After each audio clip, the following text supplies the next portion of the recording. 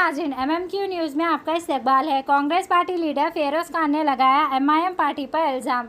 मिलन talkies के पास फेरोज़ खान के driver Bablu पर अटैक किया गया और फेरोज़ खान का कहना है कि बोकस वोट रोकने पर बबलू का सर फोड़ दिया गया और साथ में कार के ग्लास तोड़ दिए गए और MIM पार्टी को बोकस वोट रोकने पर झगड़ा फसाद किया गया। इंडिपेंडेंट इलेक्शन एजेंट ने फेरोज़ खान से लड़ाई झगड़ा किया और गाली गलौज दी। फेरोज़ खान ने मीडिया से बात करते हुए तफसीलात बताई। आइए देखते हैं हमारे नुमाइंदे सैयद बशीर की यह खास रिपोर्ट। कहाँ पर अटैक हुआ भैया? यहाँ पर किस वजह से मारे, क्या हुआ की बहस? ये बोगे सिंह कोटा अपन रोक रहे ना, उसकी हाँ। वजह से।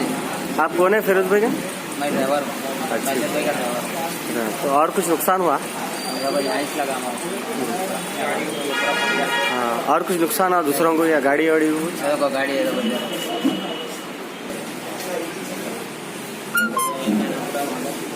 पीछे का है ना पता है।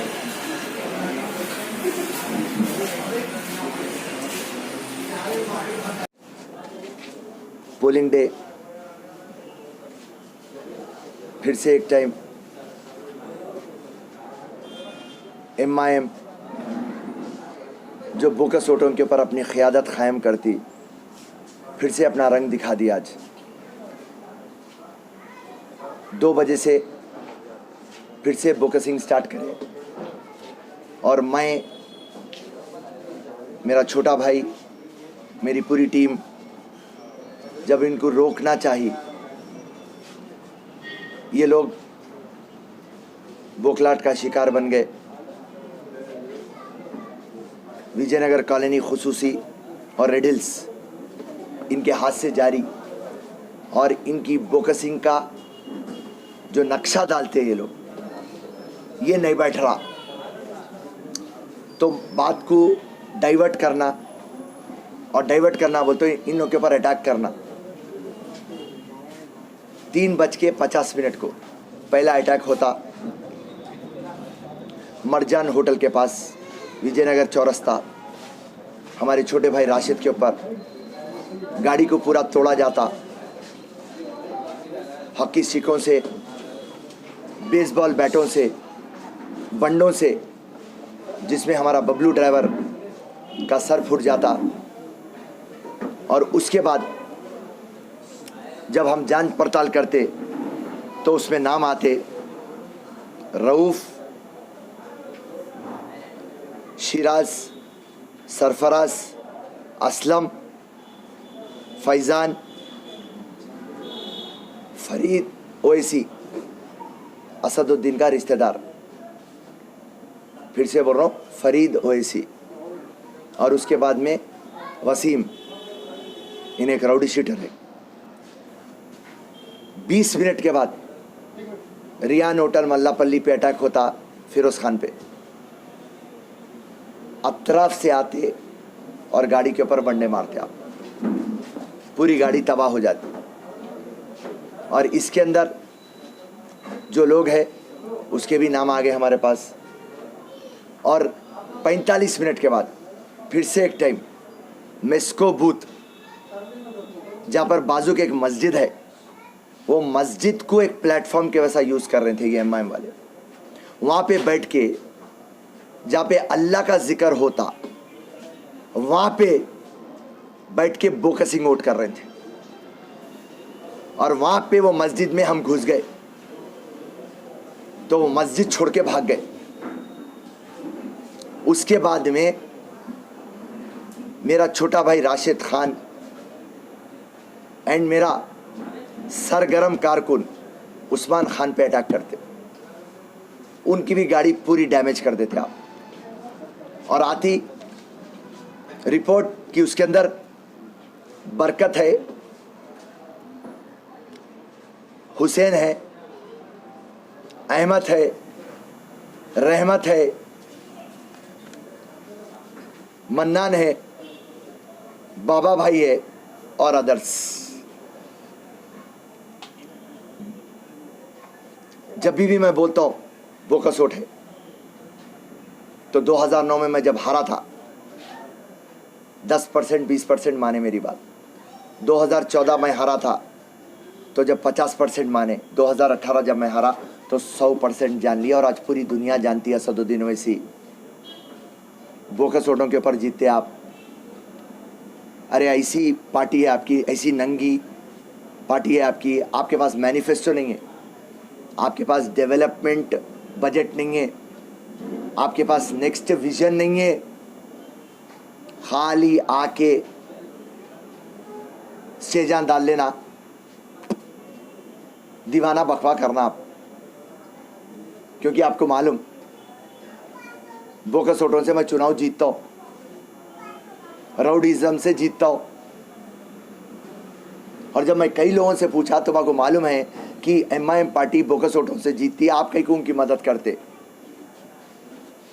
तो कई लोग मेरे को बोलना स्टार्ट करे, फिरोज साहब हम गरीब है, घर नहीं है, वालिद नहीं है, बीमारी है, नौकरी नहीं है, 4 बच्चे हैं। और जब मैं अमीरों से पूछा तो अमीरा बोले नहीं नहीं नहीं नहीं, पॉलिटिक्स हमारी नहीं जमती, हम हमारा कारोबार, हमारी फैमिली।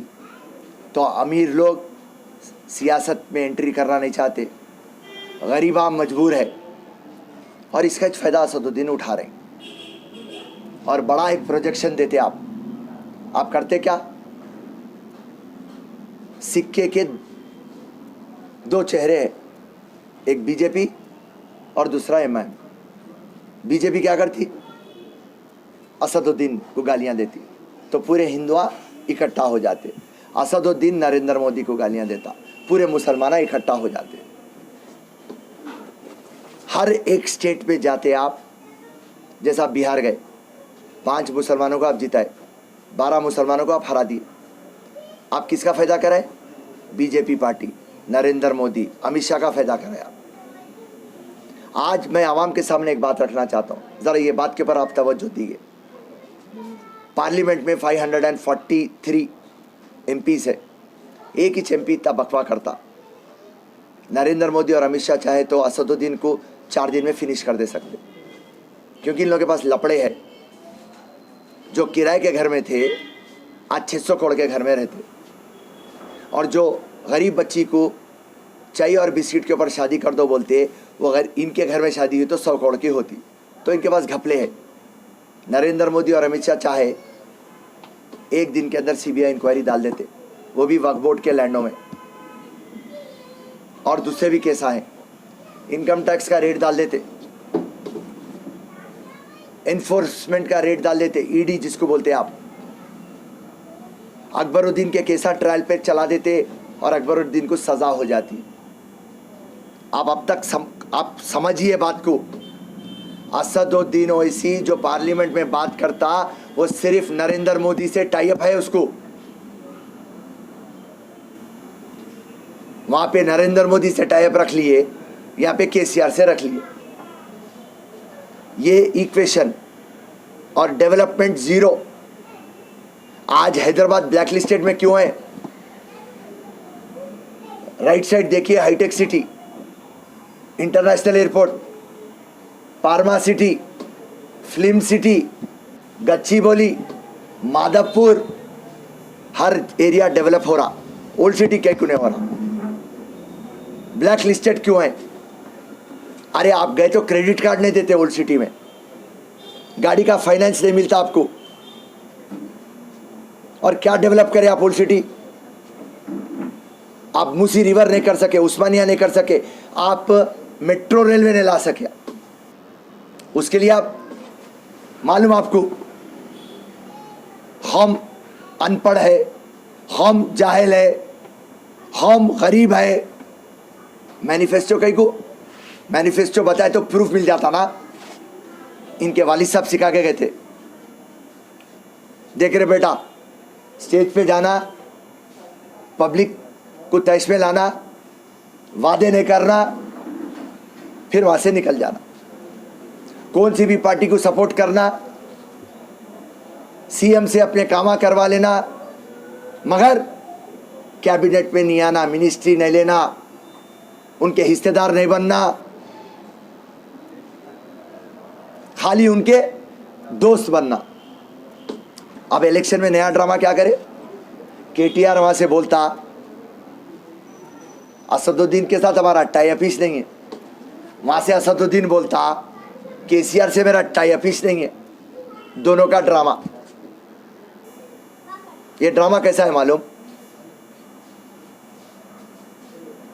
मियाँ बीवी जब कोई रिश्तेदार घर को आते तो उनको बढ़ा देना है तो ना लड़ लेते, ना लड़े तो रिश्तेदार भाग जाता।